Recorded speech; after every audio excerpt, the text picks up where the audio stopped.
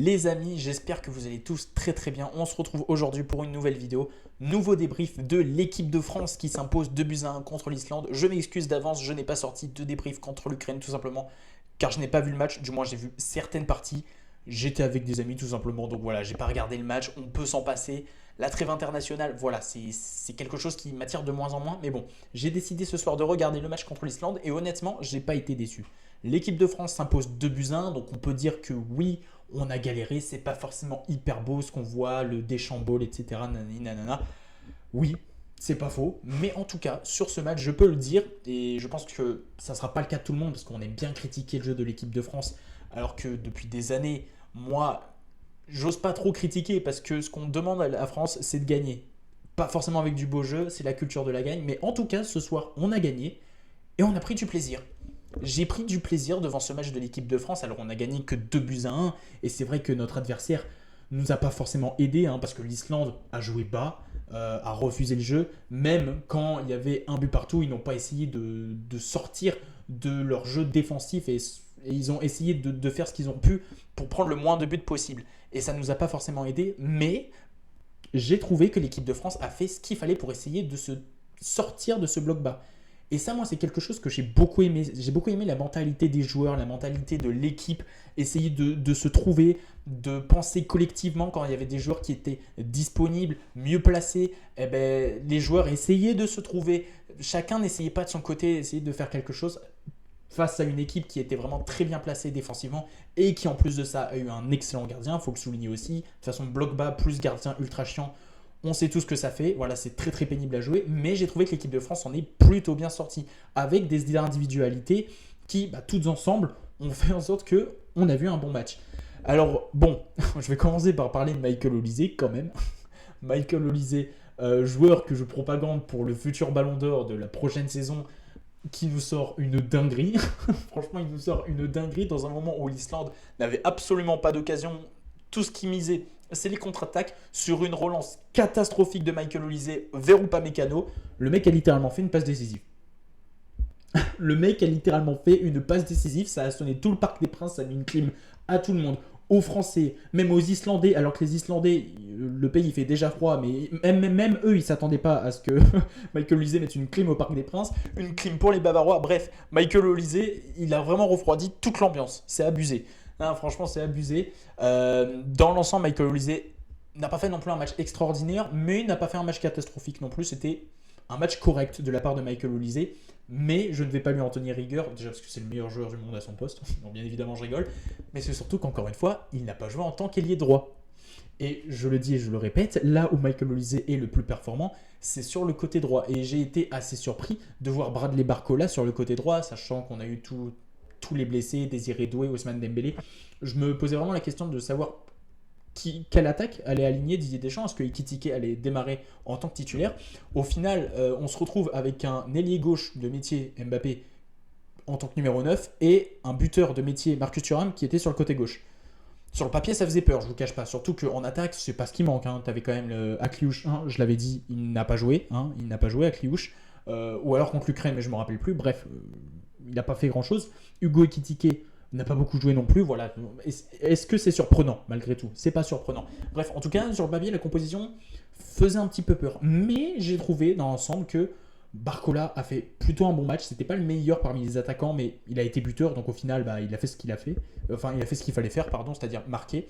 Mbappé, le match de Kylian Mbappé, et même le début de saison de Kylian Mbappé, qu'est-ce que ça fait plaisir de le revoir dans cette forme-là. Alors évidemment, c'était pas des gros adversaires non plus, c'était Oviedo, Osasuna, l'Islande, l'Ukraine, voilà. Mais ça fait plaisir de voir un Kylian Mbappé en jambes. Tu sens qu'il est prêt, tu sens qu'il a envie de se donner pour l'équipe.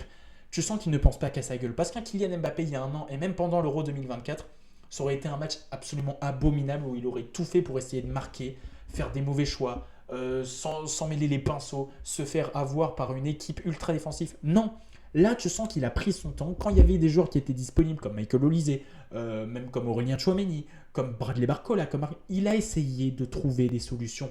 Il a pensé à l'équipe. Il aurait pu, sur le deuxième but, le mettre tout seul. Non, il a préféré le donner à Bradley Barcola. Kylian Mbappé qui passe devant Thierry Henry, qui est donc le deuxième meilleur buteur de l'histoire de l'équipe de France avec 52 buts. Il n'est plus, je crois, qu'à 6 ou 7 réalisations du record d'Olivier Giroud.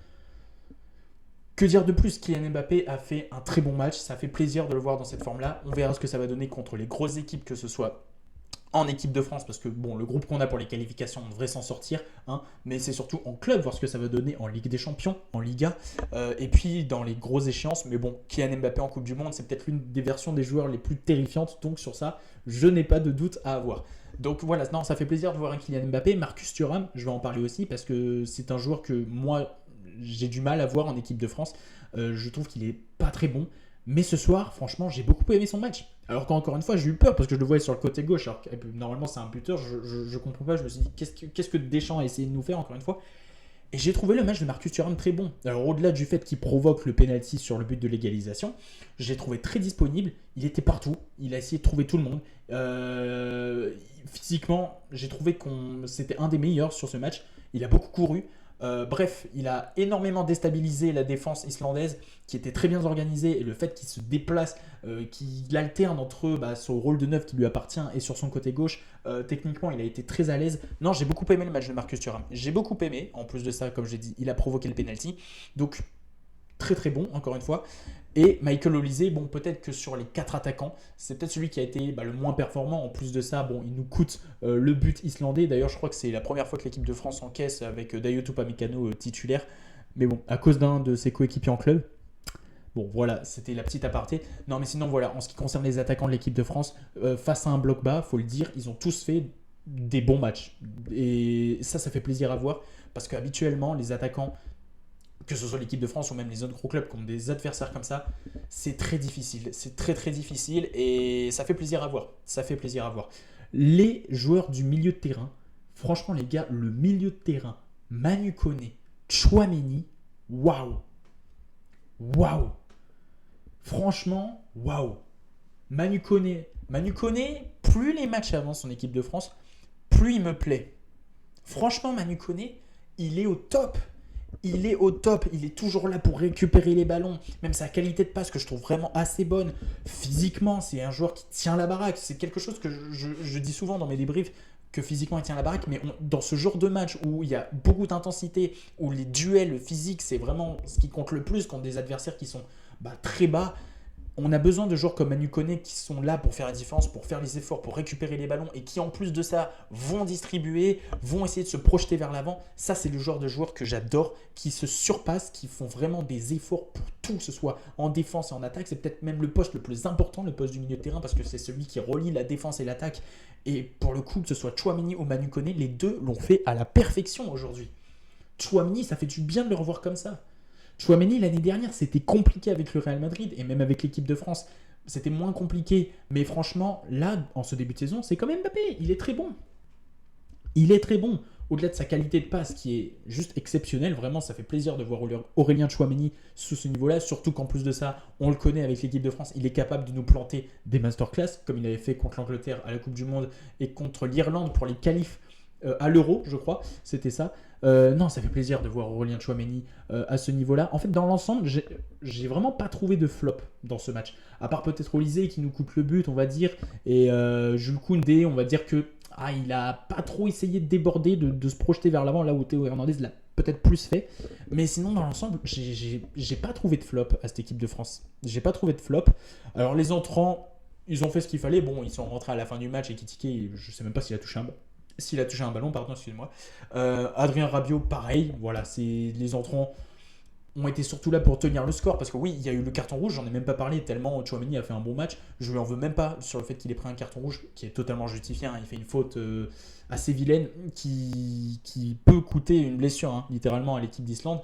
Et sur ça, j'en veux même pas, parce que Tchouaméni a fait un tellement bon match que j'en veux même pas sur le fait qu'il ait pris un carton rouge. Et donc forcément, à la fin, les entrants ont surtout servi pour tenir le résultat.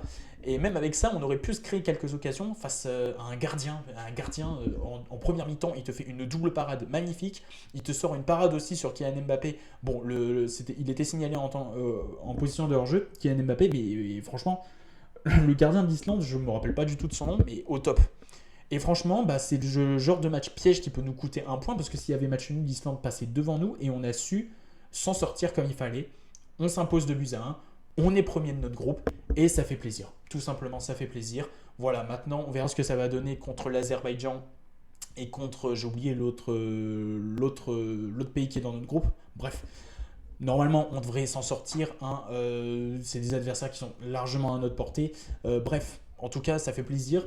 C'est surtout des matchs qui nous permettent de voir, bon, au-delà de la qualification Coupe du Monde, c'est ce genre de matchs qui nous permettent de voir des joueurs qui confirment de plus en plus à l'image de Manu Koné surtout. C'est ça qui fait plaisir. À l'image de Manu Koné, en fait, ce genre de match, c'est surtout pour voir des joueurs comme ça, pour voir quel profil pourrait correspondre à cette équipe de France. C'était pareil avec l'Ukraine, avec Michael Olise, même si Michael Olise, il n'y avait pas besoin d'un match contre l'Ukraine pour savoir qu'il était titulaire indiscutable. Contre la Croatie, on l'a vu au match retour, son coup franc, tout le monde s'en souvient.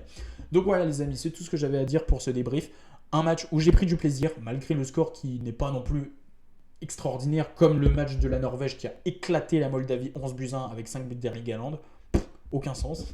Donc voilà les amis, pour les matchs de l'équipe de France, sur cette première trêve internationale, on s'en sort avec 2 victoires. On est premier de notre groupe et ça, c'est le plus important pour les qualifications tout simplement de la Coupe du Monde. Merci d'avoir suivi ce débrief. On se dit à très bientôt pour un prochain live, une prochaine vidéo. Allez, salut.